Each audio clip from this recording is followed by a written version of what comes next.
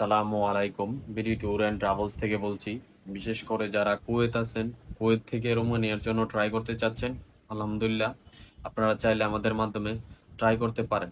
আলহামদুলিল্লাহ এই মাসের ৩০ তারিখ থেকে সামনের মাসের ৪ তারিখের ভিতরে আমাদের কুয়েত থেকে ৮ জন এম্বাসি ফেস করবে।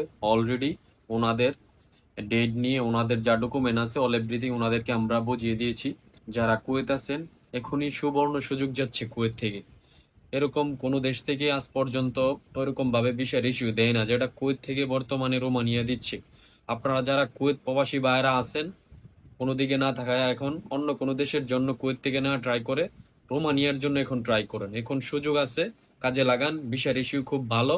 এখনই সুযোগ কুয়েত থেকে ইউরোপ যাওয়ার, আপনার স্বপ্ন পূরণ করার।